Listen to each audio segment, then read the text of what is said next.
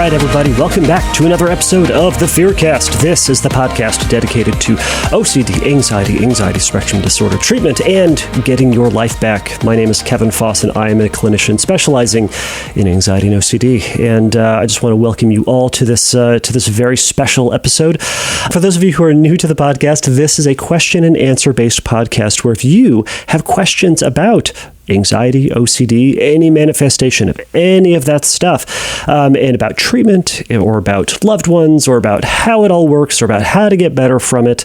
If you have questions about it, you can go over to fearcastpodcast.com and you can send me a question there, and I will see it, I will read it, I will consider it, and I will likely put it up on a future episode.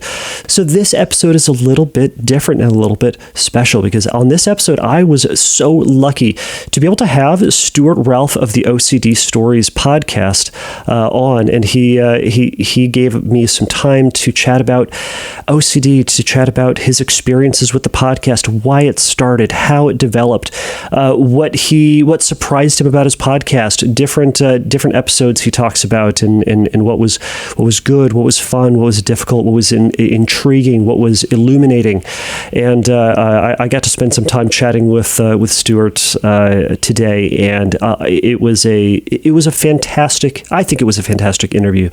Stuart was very generous with his time, generous with his experience, and he was incredibly open and vulnerable throughout all of it. So I had a great time. And I'll say this at this time, just in case anyone is wondering, yes, Stuart is just as delightful in person as he is on the podcast. I got some time just before the interview and just after just to chat about podcasting and about the OCD community and about treatment and just his life. And he's just a delightful person to chat with. So if you have wondered if he is that same guy as he is on the show, he is, and more. So I had a really fun time chatting with him. So before I jump in, why don't I tell you a little bit about Stuart, as if you all need to know. So Stuart Ralph is a child and adolescent psychotherapist in training. In 2015, he founded the OCD Stories podcast, a show focused on highlighting the voices of researchers and clinicians, as well as OCD sufferers and survivors.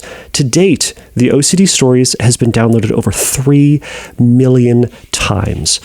So without further ado, everybody, this is my interview with Stuart Ralph.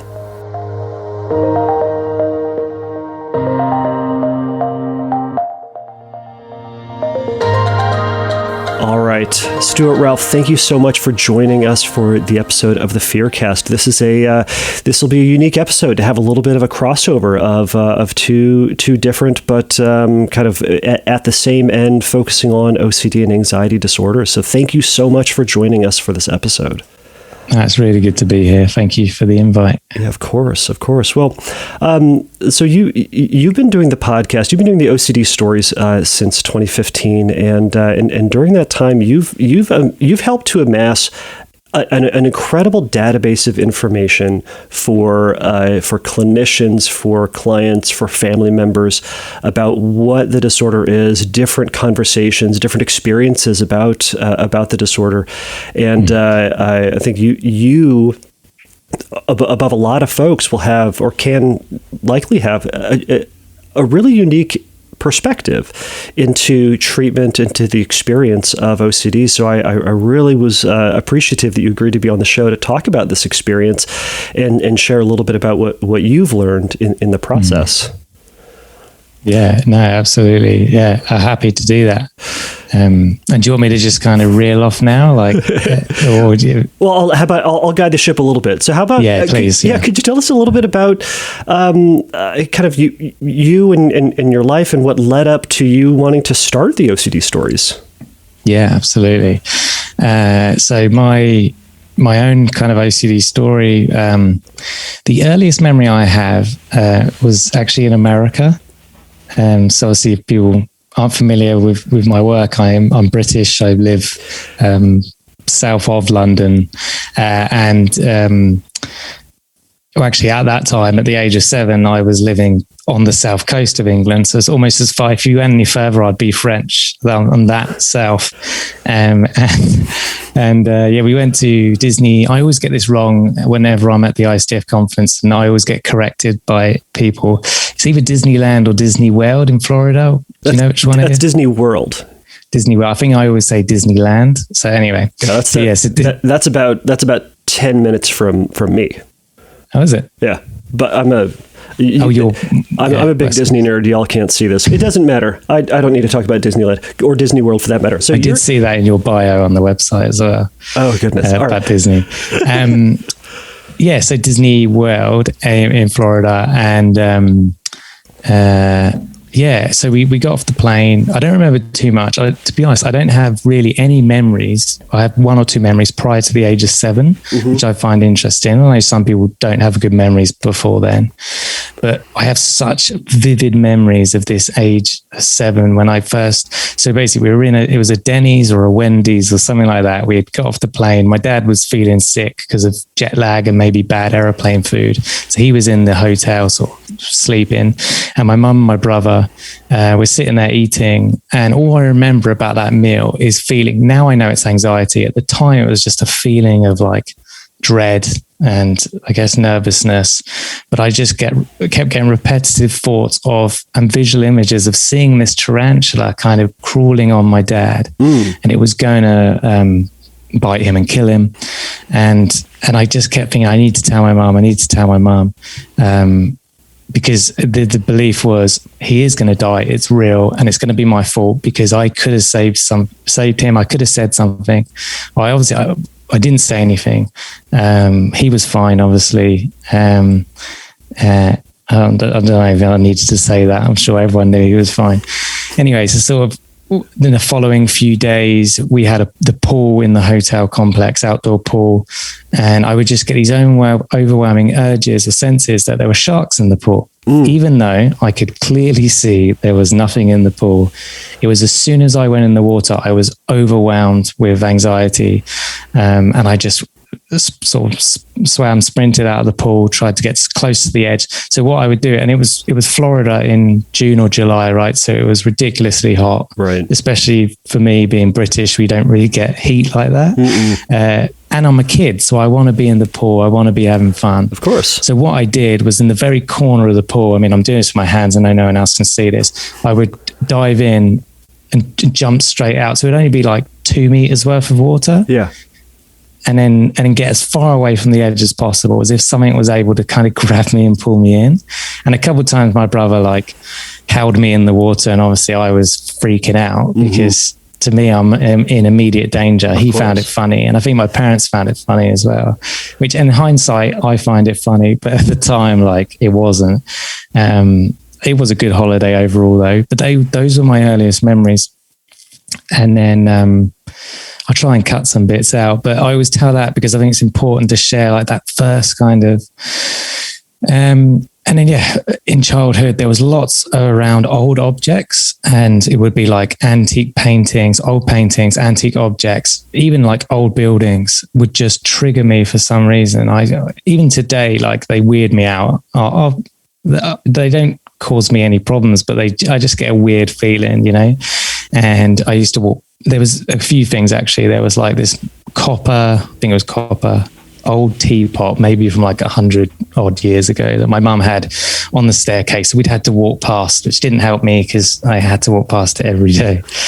And I would have to walk back and forth until it felt right, whatever that feeling is, you know? Yeah. And there was never a set amount of times. It was just until it felt right. And the feeling was, upon reflection for me, it was always either something bad was going to happen to someone, either in my family, or sometimes it was even like people in Africa, like probably because I saw those charity ads of like starving people in Africa and little kids, and I didn't want them to suffer or whatever.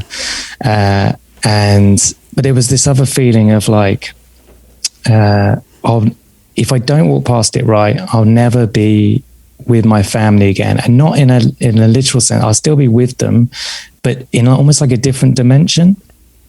If that makes sense. So like I'll be with them, but it just wouldn't feel the same. And that was the threat. I always struggle to kind of articulate that one because it still feels weird to me today. And then another key memory for me was around the age of, it wasn't 11, it's probably 9 or 10. And another one is like walking across doorways, so the boundaries of a door. Yeah. And I would walk in and out again until it felt right. And I just hit this point where it was like, I remember sort of breaking down and crying and thinking, this can't be normal. Like it was nighttime. I don't know where my brother was. He must have been asleep. My mum and dad were downstairs watching TV because I could hear it, but it was dark upstairs. And yeah, back and forth. And it must have gone on for, I don't know how long, but it got to the point where I just kind of had a meltdown and just thought to myself, this can't be right. There's something wrong here. And I remember thinking, this can't be the normal human experience. And I don't know if I had those words as a 10-year-old, but that's what it felt like. Like, there's something wrong here. This can't be normal. But anyway, I didn't say anything. I wanted to, but it was the thought of, if I say something, I'm going to be taken away from my family. Is that stereotypical old view of mental illness of straitjackets and mental asylums? Exactly. Oh. Yeah. And so that would have been mid-90s. And mental health wasn't really talked about at that point in the UK. I'm sure it wasn't in America either.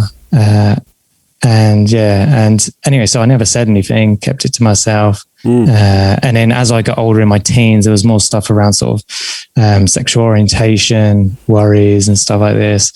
And anyway, I went to seek help at the age of, I would say actually I self-medicated a lot with cannabis as I got into my late teens. Mm-hmm.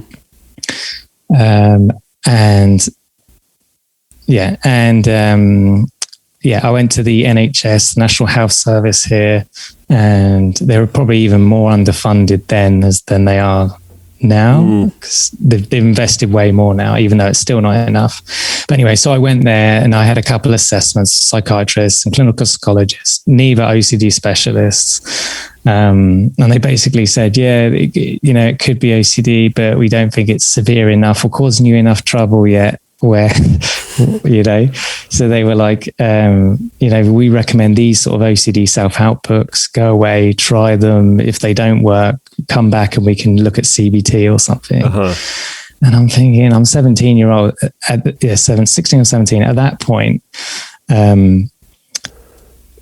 I barely read any books. I wasn't a reader. I am now, but I wasn't then. Yeah. I'd read like probably 3 books, and one of those was Harry Potter.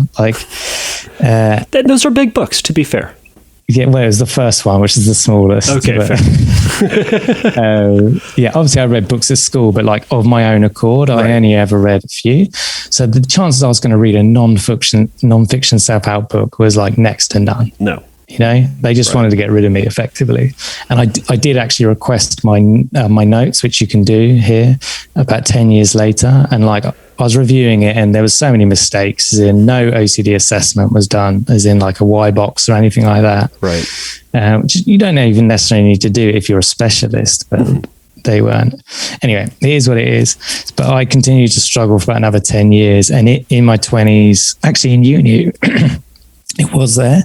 But it kind of got pushed back a bit. And I think it was because I was living out. There was so much going on. I was having so much fun. I was playing for my basketball team. And so although it was there, it wasn't crippling me because there was no time, I guess, for it to kind of latch on.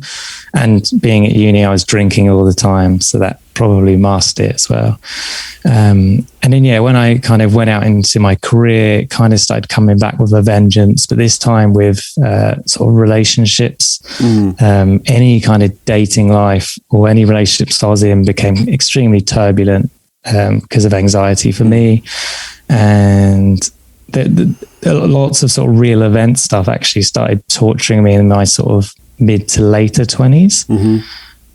Just like looking back on things in my past that maybe weren't perfect, but weren't bad by any measure.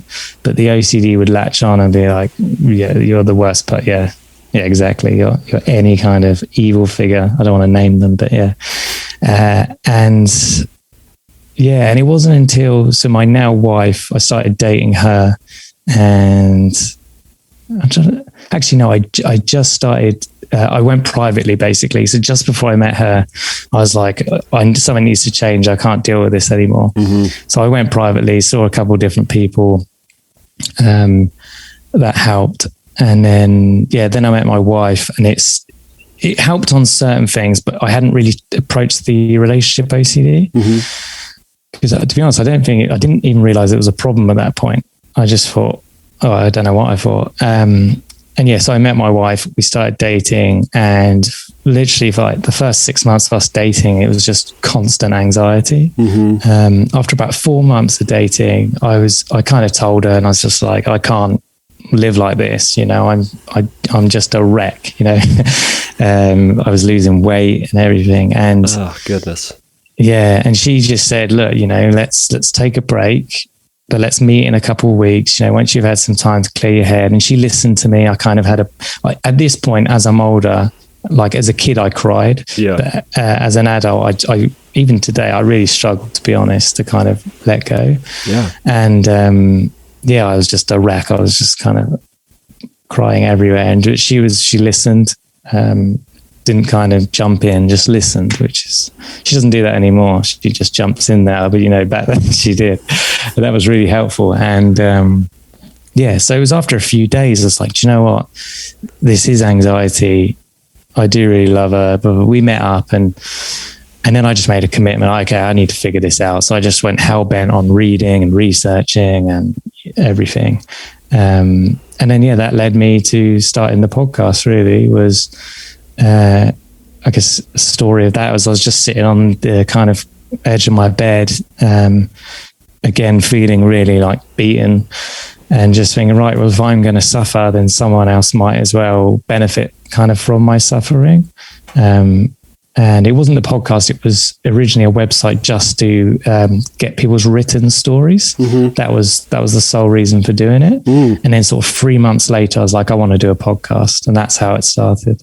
Wow.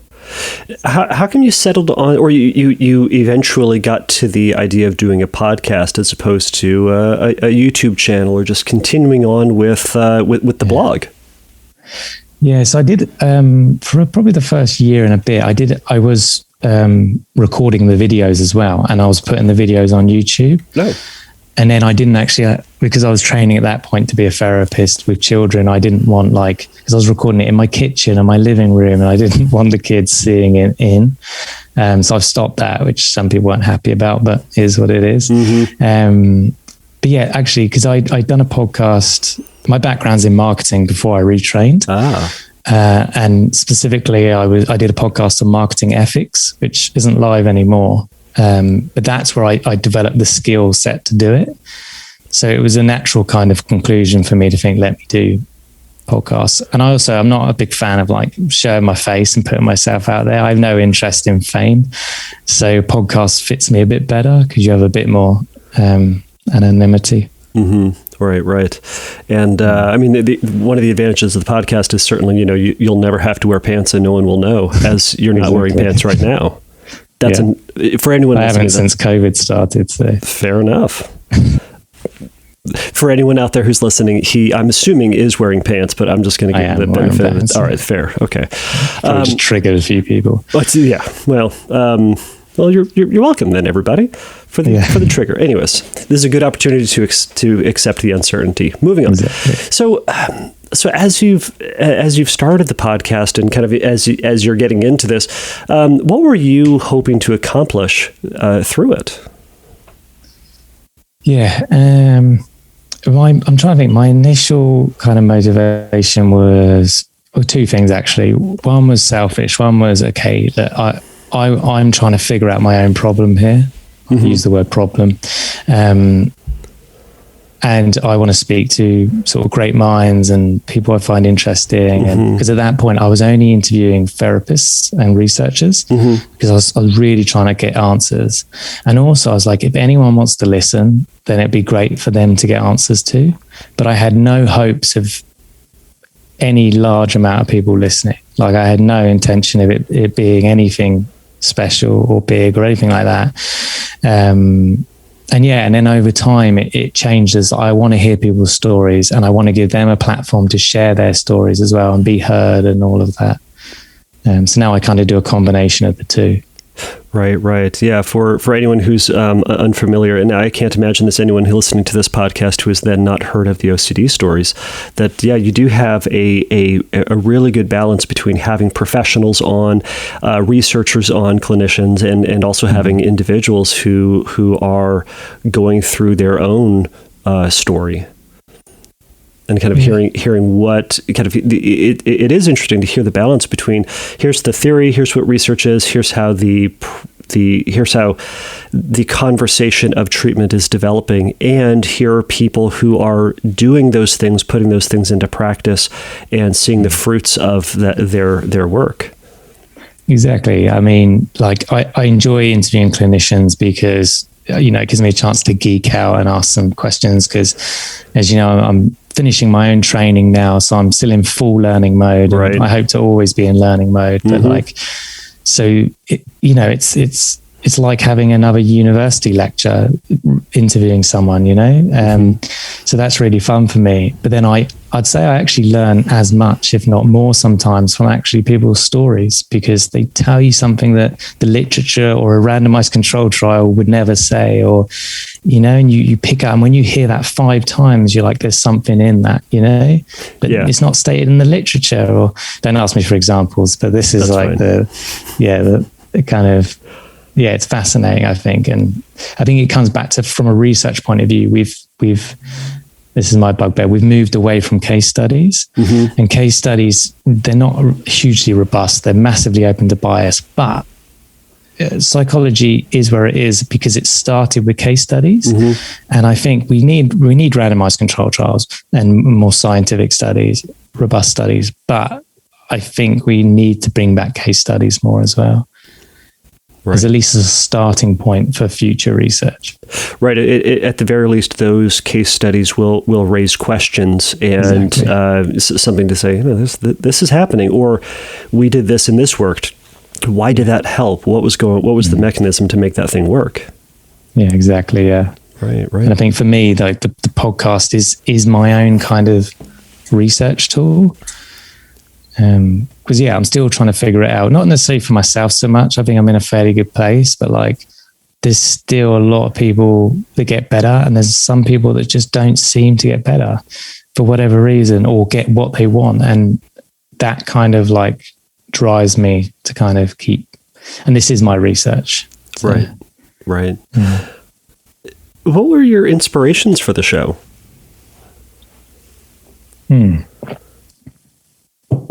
I don't know if I can answer that one.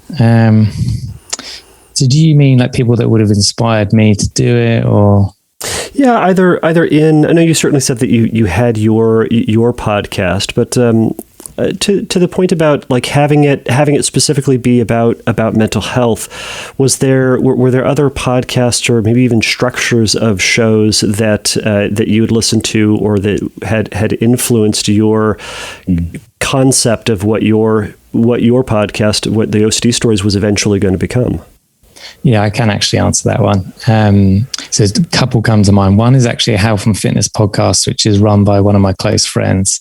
And he was doing that about a year and a half before me.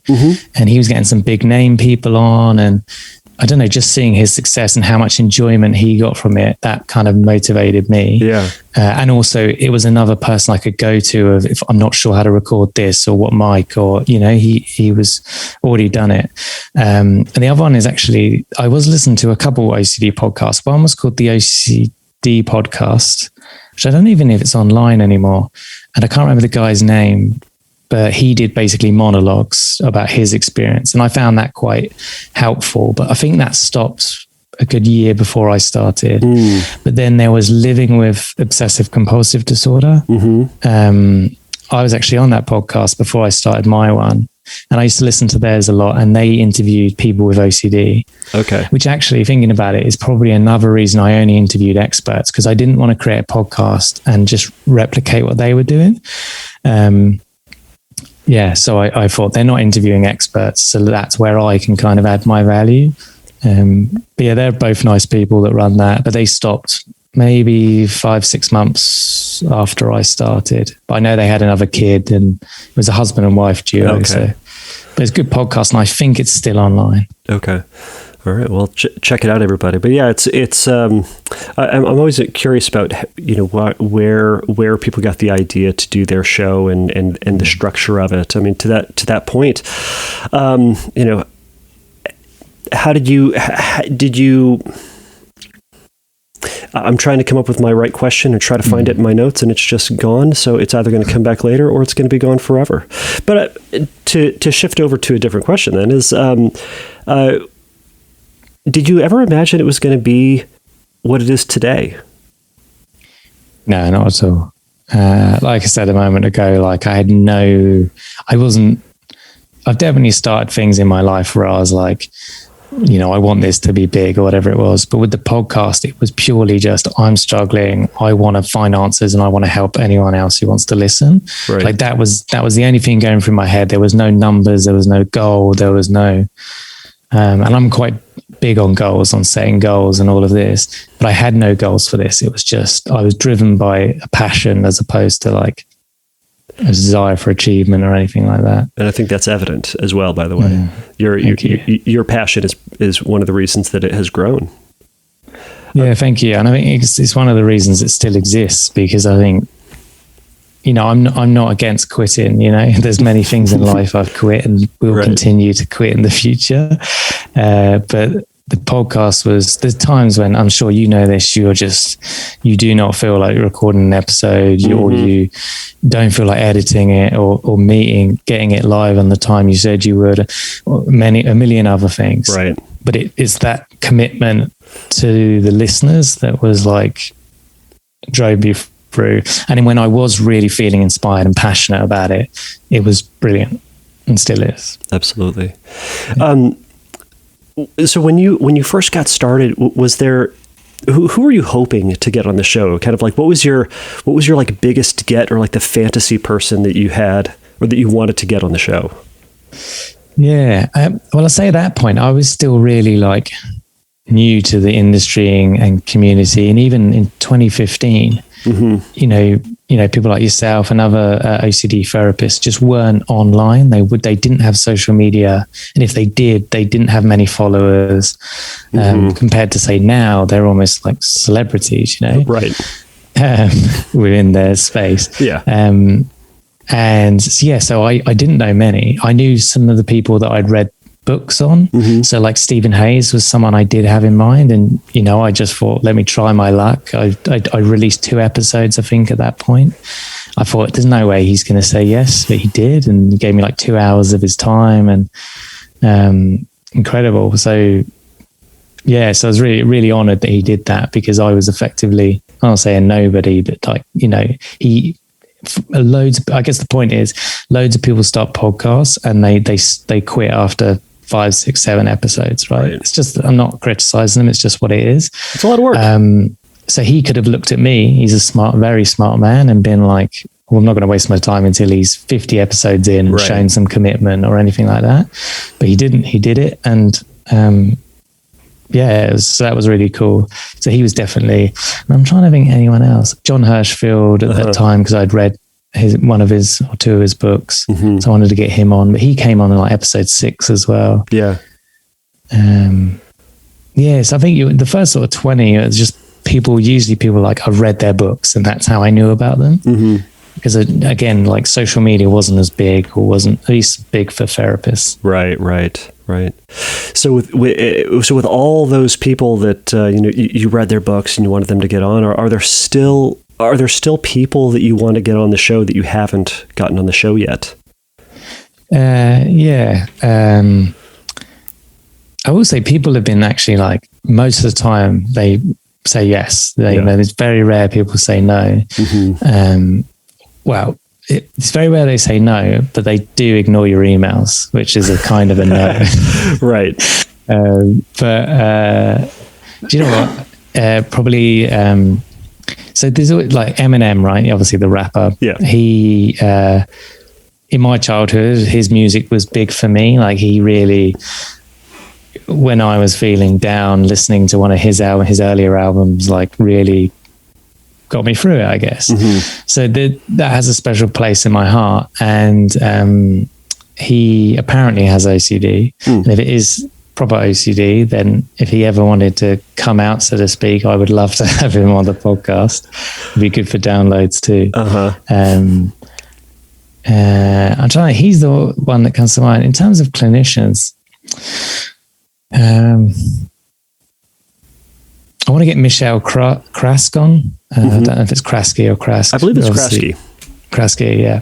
She obviously inhibitory learning, so it'd just be cool to ask her, how she came across it and her research. And but that's more of a recent one then. And I have actually contacted her, and she's listening. You haven't responded, but so I'm sure she'll respond at some point. I'm sure there's several, but I'm really blanking. I'll think on this, and if it comes to me during the rest of the conversation, I'll let you know. All right. Well, and this is a slight and subtle way for anyone out there listening. For anyone out there listening who knows Eminem and has his ear, Stuart would like to talk with him.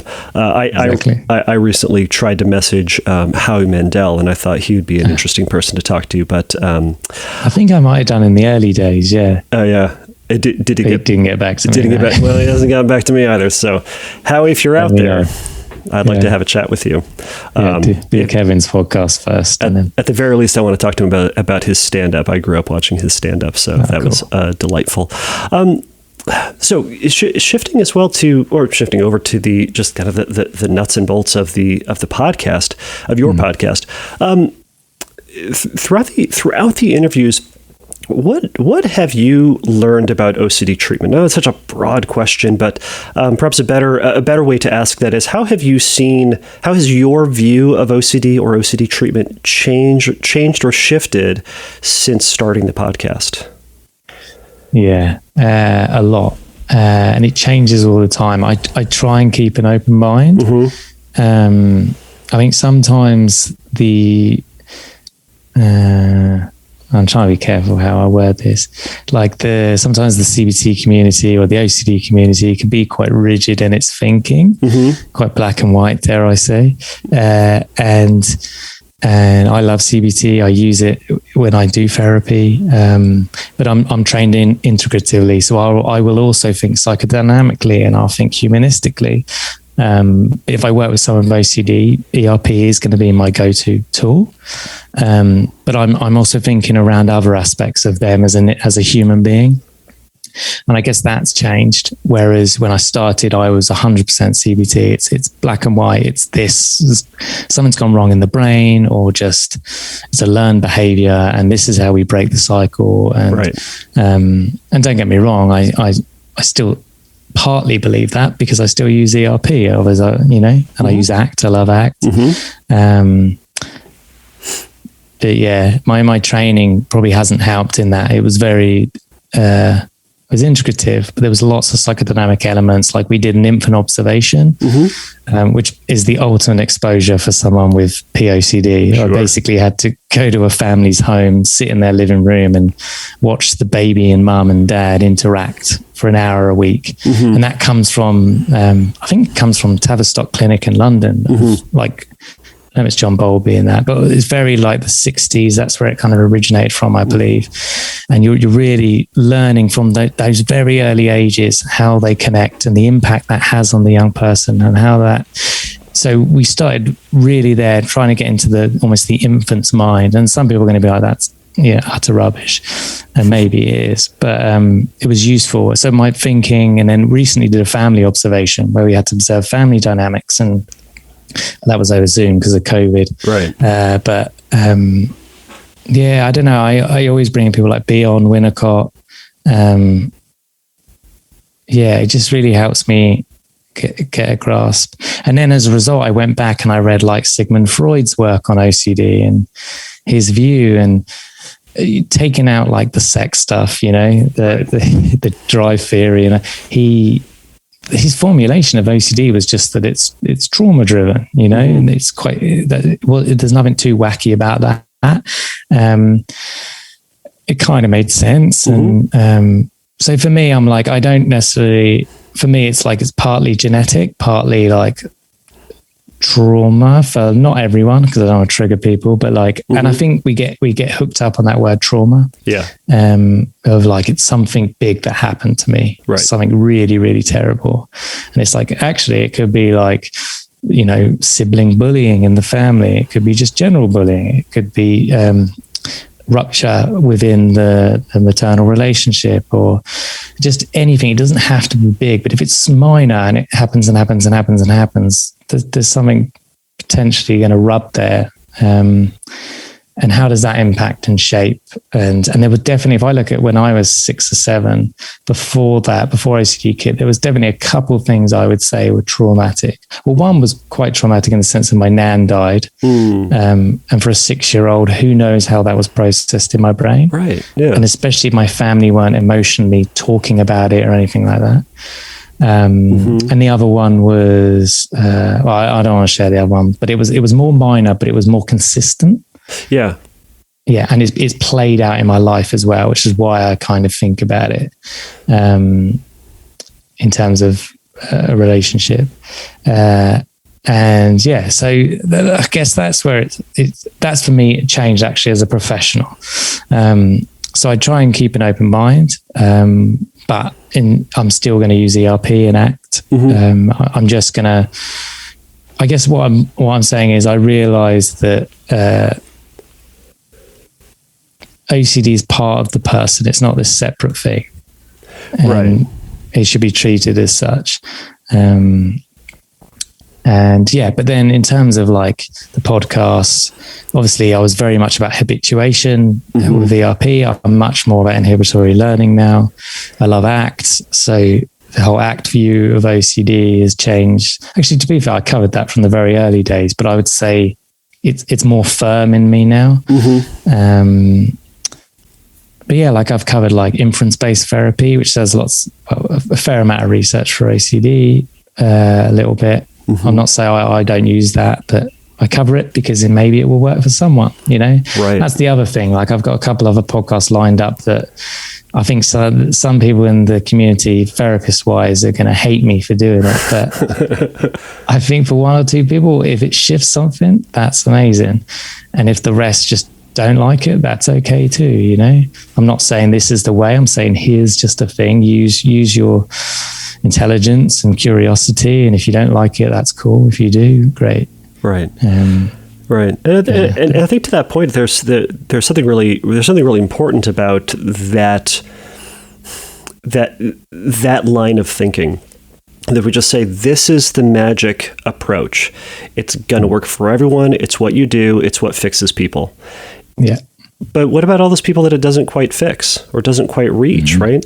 That adding some of those elements or kind of taking a broader view, it might meet someone's ear a little bit better, or meet someone's individual condition a little bit better. So I know I said this kind of at the end of my interview with Michael Greenberg, that there's a different strokes for different folks sort of approach, where some person is really going to resonate with that approach, and someone may just be completely turned off and it's not going to resonate with them at all.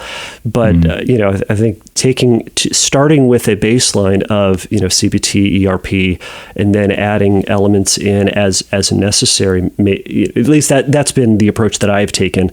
And 20 years from now, me is going to look back and say I was an idiot and wrong. That's fine. But I'm very much looking forward to those episodes of yours that are going to set the OCD community on fire. Yeah. Well, Michael Greenberg's was one of those episodes that set the community on fire. And I'm glad you interviewed him. I think he has some really interesting ideas. I'm not saying I fully believe everything, but I think he deserves a voice in the community. Absolutely. And it's kind of weird because what he's saying, just to talk about him for a minute, because I get so many questions about him. I'm sure you have as well. Most of it really, really positive, but some of it not so. And I'm sure he'd be okay with me talking about this. I'm not revealing anything. It's just making him the spotlight for the second. Sure. I got him on because I read some of his articles and I thought this is a different approach. It's a different idea. It kind of makes sense to me, but I want to ask him about it. I like that he talks about the core fear. It aligns with my views of like psychodynamic views of stuff, And anyway, I really like what he had to say. But again, I'm not going to instantly believe everything he says, and I'm not going to discredit everything he says. I'm going to play with it, wrestle with it. And I did that for my 5-year anniversary podcast. I said, I'm going to start covering more episodes because for some people, trauma might be a cause. And I want to do episodes that address that. Yeah. And I want, and some of you aren't going to like it, and that's okay. Just, I want you to try and have an open mind. And if you don't like it, that's fine, but try and just don't discredit it straight away. And, I had a couple of sort of coaching sessions with him to kind of educate me on his method because I wanted to use it with a client, because I had one young person with OCD that I was doing traditional ERP and I just couldn't shift it. Nothing was working. I was getting hopeless and frustrated. And I thought, let me just try Michael's method. And he helped me through it. He consulted with me, and it worked. Like I was able to shift this young person's OCD, and it made a real difference. Now, it doesn't mean I'm going to use Michael's method every time, at least not at the minute, but I know it's another tool now in my kind of weaponry that I didn't have before, but it took me to have an open mind to use that tool, Absolutely. Yeah. So I'm not going to discredit anything. I'm going to think about it. I'm going to wrestle with it. And if it makes sense, I'll try it and I'll learn. And I think every therapist should do that because that's what makes us better. We want to heal people. We want to help people, and we shouldn't be closed-minded. Yeah. Absolutely. Was it the kind of attentional training component that really helped, or the kind of shifting away from the ruminations that was particularly a groundbreaking thing for this fellow of yours? It was, so they had somatic OCD. Okay. Which, from what I gather, is that was my first client with somatic OCD. Okay. Yeah. So from what I gather, it's quite hard to treat sometimes with ERP versus maybe the other themes, because right. I'll be interested to hear your take, but there's no, at least with this client, there was no like taboo thoughts. There was no harm. There was no contamination. It was just something didn't feel right. And not even the way I described it as a kid. Right. It was just, it's uncomfortable. It was like a neutral obsession, and which was frustrating because I couldn't target it. It was his technique around, I don't know how to describe it, because so it's about kind of, I always describe it like that. He describes it as the butterfly, so holding the butterfly, and it's about letting go. So between, I'm blanking here, attention and awareness and attention. So awareness, you can't control. Attention, you can. Attention is a form of rumination under Michael's wording. Right. So this young person was doing many forms of rumination, but the one that was tricky to identify was they kept paying attention. When the sensation, the urge came up, they would draw their attention to it. And it was getting this person to realize that that's a compulsion. And then we did various exercises to kind of get them to learn to let it go, not to pay attention. So it's still in their awareness, but not engaging with it. And it worked. It took a while, but it worked. And they learned that this is something I'm doing. I'm paying attention to it. I'm controlling that. And I think that's what in the first episode, a few people, not therapists actually, this was people with OCD, they didn't like that he says it's kind of something you're doing, because it was almost, they felt sort of blaming them. And he said in the episode, I'm not blaming, this is just, if it's something you're doing, it's something you can stop. But for many people, that's been an empowering message. And for this young person, it was like, oh, it is something I'm doing. I can stop this. Right. And I want to caveat, I'm not saying that's for everyone, but for this young person, it was. Right. How have you seen kind of the conversation kind of change? Well, I guess we've kind of addressed a little bit of that, of seeing more and more discussions of kind of broader themes, broader approaches in the course of your doing your podcast.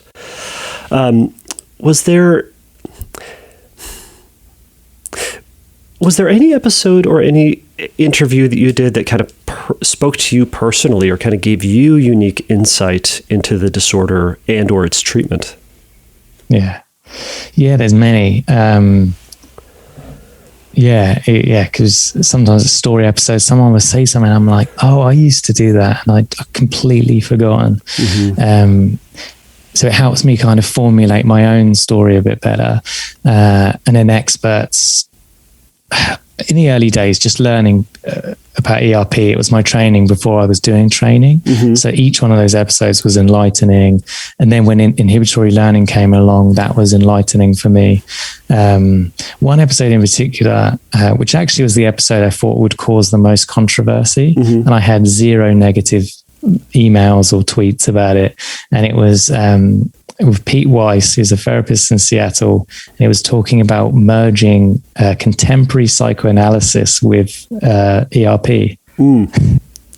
So I thought that was and it didn't. There was quite a few people enjoyed it. But he kind of breaks down his view that he kind of links it more to developmental trauma.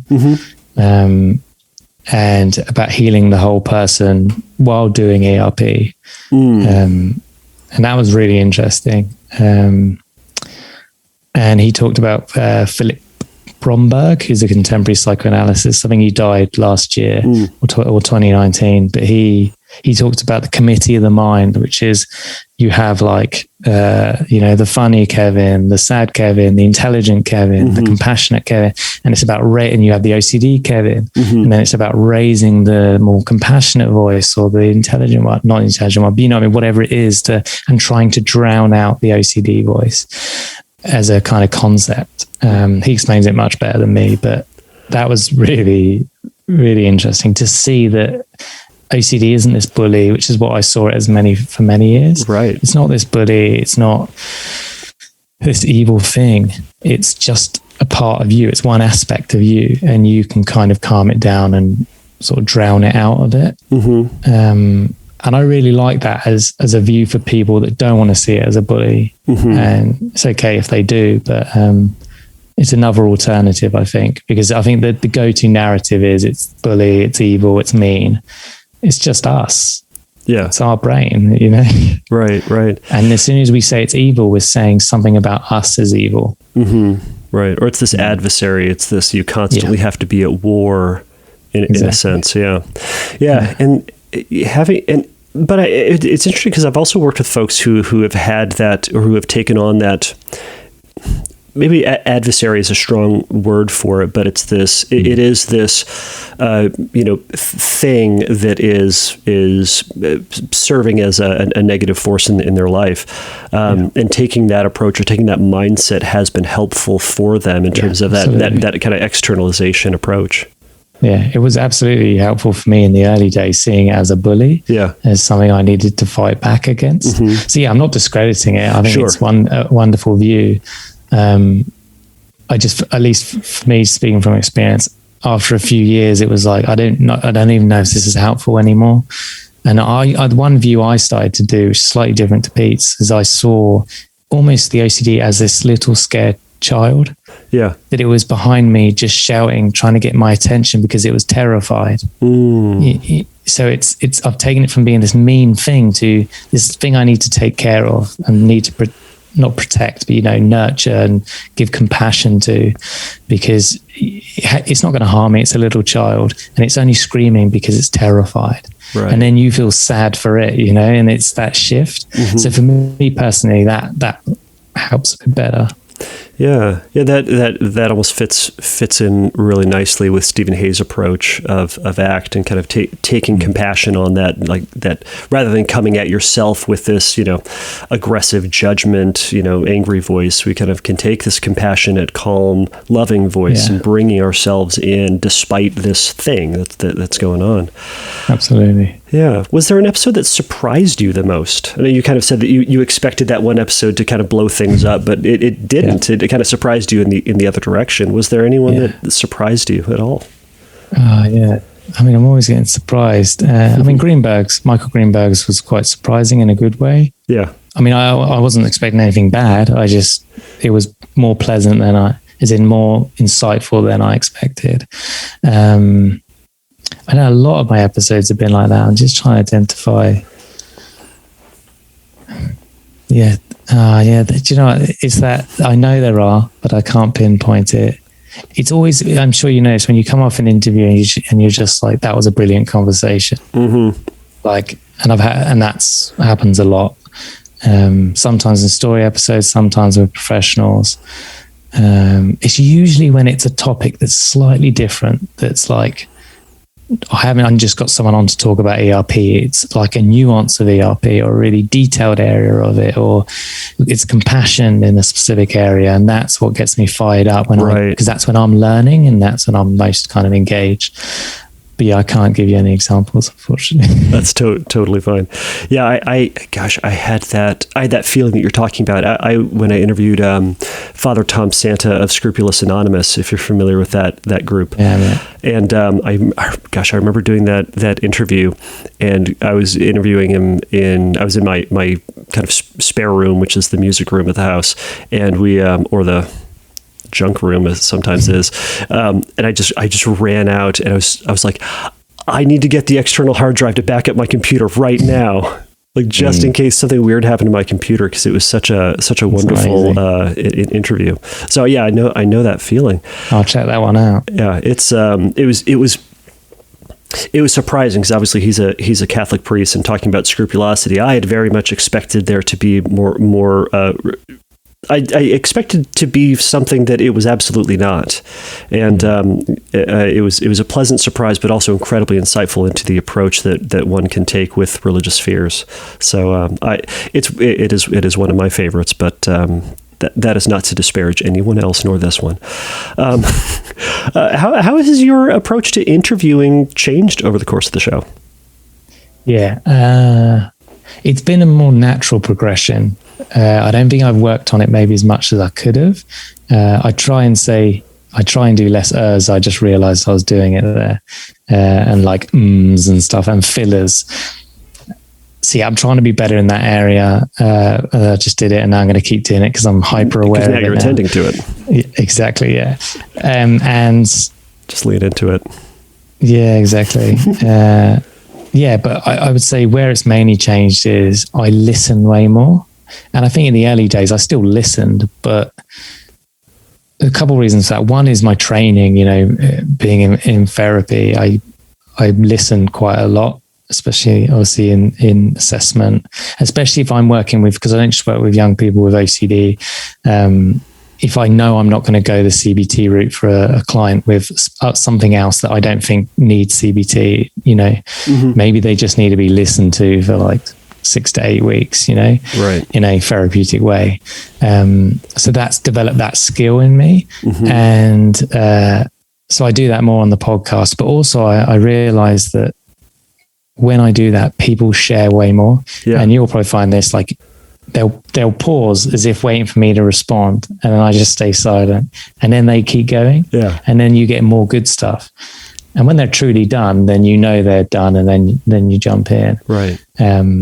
But yeah, that's, and then I guess the third benefit of that is kind of what I said earlier. When it's someone's story, I want them to be able to share, because maybe they can't share in their life because there's lots of stigma around them, or their parents don't know, or so being able to be heard, I think is a special thing. So you've gone silent now for me to.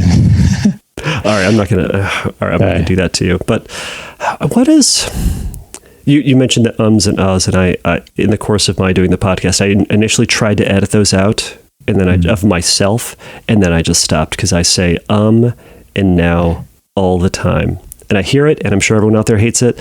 It's just what's going to happen, but I'm buckling up into it. I was going to say, I don't think anyone actually notices. Like until we just talked about it, I didn't notice one or from you the entire time.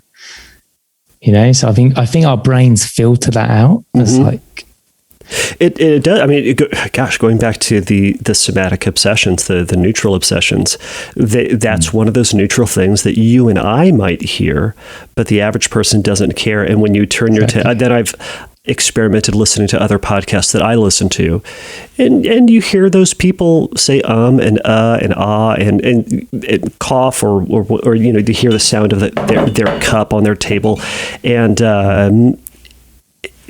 we don't care, but you and I care about hearing ourselves. It's very silly. No, absolutely, I get it. We have very silly brains. Well, I think we're trying to improve and not perfect. At least for me, I'm not aiming for perfection, right. But I always want to be better. Mm-hmm. And I think that sometimes that can drive you a bit. Absolutely. Okay. Yeah, I don't want to say crazy, but yeah. Yeah. I will use that term liberally sometimes, because that is the term that we use for ourselves. When I've said, for my anxious thoughts or nervousness, I call them my crazy man thoughts, because I'm thinking like a crazy man in that moment. That is not the term that I encourage everyone to use, because people can take it however they will, but I will not take offense to using that word, and I don't think anyone listening to this podcast is going to be surprised to hear that word either. I'm curious, what is, so to shift back to what is the, I just have a couple more questions, I promise. Okay, for it. What was the most difficult thing, or what is the most difficult thing about doing the OCD stories?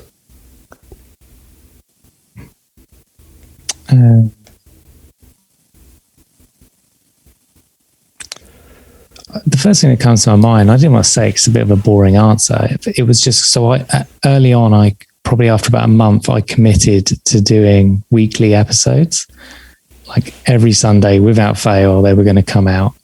And I'm pretty sure I've achieved that. I don't think there's been 1 week off so that's been tough sometimes, especially in the early days, to get guests. Yeah. And then, so I did a couple monologues in the early days to fill holes. And then, like, if I was going on holiday in the summer, obviously that's non-existent because of COVID, but like historically when we could do those things, I would have to do like 2 to 3 weeks recordings, editing, scheduling. So it would be like 3 days of work just to get 2 weeks off. Mm-hmm. Or even a week off sometimes. And sometimes it's been like, when I had a day job, I was training to be a therapist. I had my day job, and then the podcast was like evenings, weekends. Yeah. So I still record sometimes in the evenings, but I was editing in the weekends, doing social media, emails. Got to the point I was just, losing more hair than I needed to. I didn't have much to lose. That's probably, it's not probably the best answer, but that's the truthful one. Yeah. And that's the right answer. It's there's a lot of work to be put into this with with editing, setting up, posting it, all that stuff. It's time you don't think about, but it's time that's there. Yeah, exactly. Do you have a favorite episode? I know you love all your children equally, but I love them, I guess. There's many like story episodes. So like Aaron Harvey from Made of Millions. Mm-hmm. He came on and he just gave every intrusive thought he had. Not everyone, but the big ones. And he gave them in so much detail. Mm-hmm. And a lot of times when people share their stories, they say, I had thoughts of stabbing my mom or whatever. But like he went into like the finest of detail of what it, how he would do it, and the gruesomeness of it, and the time, and it was like that. For some people that triggered them, but for many it's been really liberating, because they were like, I've never heard someone speak about it so openly. Right. And I've seen him speak on stage, and he's always so honest. Mm-hmm. And it shocks people, but I think it helps people at the same time. So like his episode really stands out for me as a story.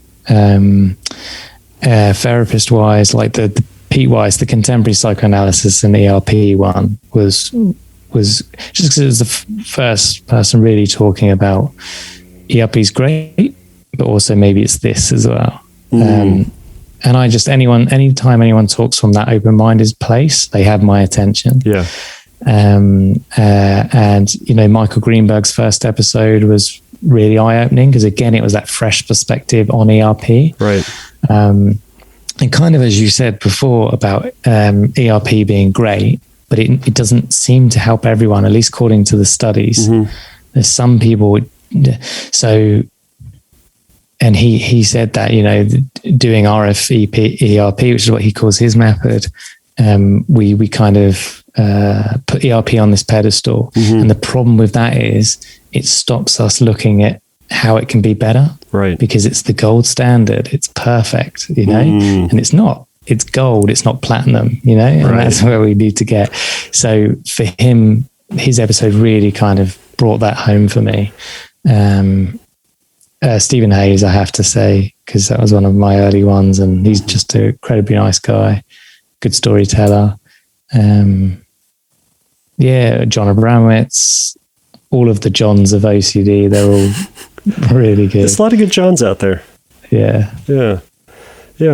What was your most difficult episode you recorded? Ooh. I don't know on that one. There's obviously, I think in the earlier days, there were more that unsettled me in terms of stories. Because now being a therapist, I hear all kinds of stuff like OCD is the least of the things that scare me nowadays with some of my clients, not to belittle OCD, but when you're hearing about domestic violence and stuff like this, you're like, well, geez. Abuse stories. Just to hear it is quite tough for me. So OCD in the early days probably would have been difficult for me to hear at times, and it would have triggered my own stuff. Right. He doesn't so much anymore. But nothing from a clinician point of view, I don't think, because there's definitely been stuff again, going back to Michael, I really loved that episode, but on it, he said he hated ACT. That's not a view I hold. I like Michael. I like his approach, but I like ACT too. Yeah. But I didn't say anything on the episode. I wasn't triggered by it, know, and there were many ACT therapists that were. Yeah. I guess I try and pride myself on being as open-minded as possible and not dismissing something straight away. Right. Yeah. I remember when he said that, and I heard the slightest bit of shock in your voice, and I also perhaps heard it in my head as well, but and then it just reverberated through all the other OCD therapists I know. So, I did say actually on it, I said this is kind of going to be great for my. I don't know if I said it's going to be great for my downloads, but it was something of that. Nature effect, of like the podcaster in me loves that because I said because ACT gets praised all the time on my podcast, right. So it's nice to have someone say otherwise, even though I disagreed with the otherwise. It was nice to have more balance, right? And that's how things move forward. When there's criticism of something, then we start to look at things a little bit more critically and question, well, if it's not magic, then what is it? If it's not magic, is it at least helpful? How is it helpful? And then is there something else that can augment or supplement? Exactly. Yeah. Spot on. But if you could re-record any episode, what would it be? I don't know if I want to say that. Now, there's probably a couple in the early days that I wouldn't have covered anymore because my views, I don't want to say what, but my views have changed. Okay. So again, along the lines of being open-minded, I think that can also get you in trouble at times. Sure. So I covered a few topics that were a bit more out there that I don't necessarily agree with now. I'm not against, they're not me. But then again, they are what they are because they're going to resonate with people in the position I was at that time. So that's the thing. I try not to look back at my back catalogue too much because otherwise, again, the OCD part of me would kick in and I would delete probably 300 of my episodes. Well, no, they're definitely the first 100 because I'm very critical of me in that time period. Okay. So I try and not kind of reflect. That's probably wise of you. Yeah. It's funny. In terms of examples, I kind of have a similar thing where someone had messaged me, maybe 6 or 8 months ago, and they had referred to an example I gave in the very, very first episode of OCD, and essentially it it equates ERP with killing dogs, and it's a longer example, but it's an example I just don't use anymore, and it's not because I don't think it applies. It's just I have matured perhaps to less gruesome examples, but that resonated with him at the time. So okay, it's going to stay out there. So good luck with that. Exactly. Yeah, you can't. But that's it. The other way I look at this is the podcast isn't. It is a kind of, it's a source of information. Yeah. But it's also entertainment is the way I look at it. Mm-hmm. So it should be taken as the two. It's not this polished, curated thing where you and I have sat down for 5 hours before doing this interview, agreed the points, said, okay, you can't say that. You can't talk about psychoanalysis. You can't, So there's always going to be mistakes. And I say stuff all the time where I'm like, oh, that's not even in my nature. I don't even agree with that. It just came out because when you're talking in the moment, things spill out, Right. And I edit occasionally, but I just keep that in mind of it doesn't need to be perfect. This is entertainment as much as information. Right. Yeah. And I think that's a good mindset. It feels very natural. It feels very open in the conversation. But as we all do, when we get on a roll and we think that this will be a really good example right now, or this will just meet this person right where they're at, and you put it out there, and a couple hours later you go, oh, that was a really bad idea. Oh, that was a bad example, or it just completely flops, and it's out there now. And for the record, for anybody listening, I don't think I'm going to edit this episode. So what you're hearing is what's happening. Yeah. Good. So except for all of Stuart's, just egregious profanity, but that hasn't happened either. Everybody, he's a complete gentleman. So on air, what's that? On air, I am. On air. Try not to swear. Fair. Yeah, I try to keep my pirate language too off air. So my last question, at least at this time, is let's say that you had a billboard in every city around the world, and you could write anything you want on that billboard. It doesn't have to be OCD related. What would you write on it for the world to see? I hate this question.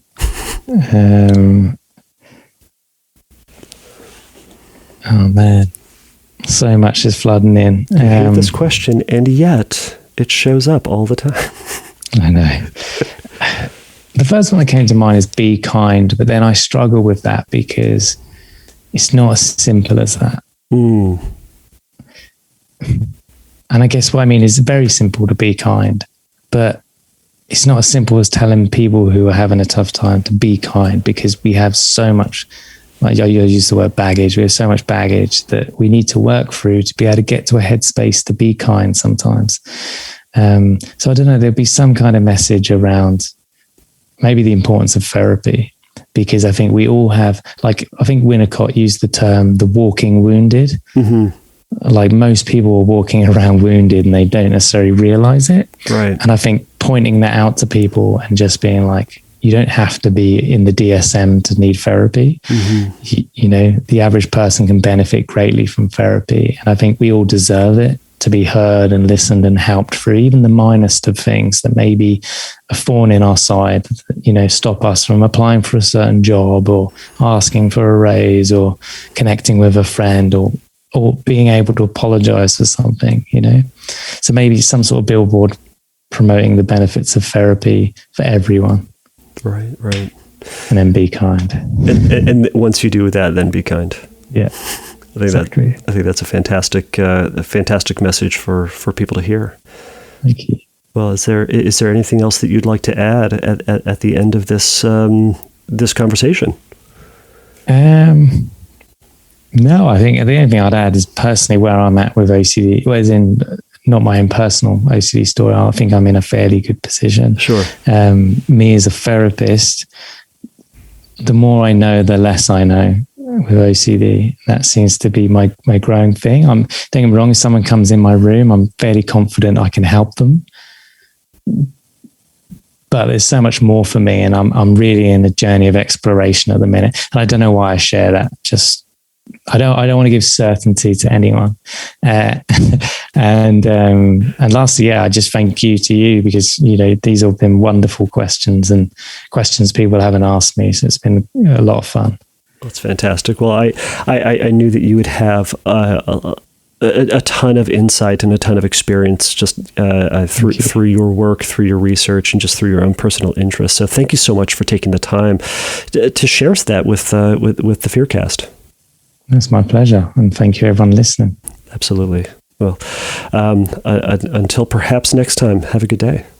Yeah, you too. All right, everybody. Thank you all for making it through that episode. Again, Stuart was delightful. Am I right? Oh, my goodness. He's so much fun. So, everybody, he had offered at the very end, off air, that if you have questions for him about OCD and anxiety treatment, he would be happy to be on a future episode. So, if you go over to fearcastpodcast.com, you can ask me a question and you can ask him a question. And if he can find the time, he would be happy to be on and discuss that question. So if you want to know more about the OCD stories and Stuart, you can find him over at Instagram. He is at the OCD Stories. It is spelled the way it sounds, the OCD Stories. You can also go to theocdstories.com, and that's going to be where all new episodes are posted, and information about his show can be found there. Please remember that the Fearcast is not a substitute for psychotherapy. If you have questions about treatment or about getting started with treatment, or just need a little bit of help in your recovery, you can go over to fearcastpodcast.com, go to the Find Help link, and there'll be some information there that ought to be helpful. So until next time, everybody, take a risk, challenge yourself, and don't take your brain too seriously. Bye.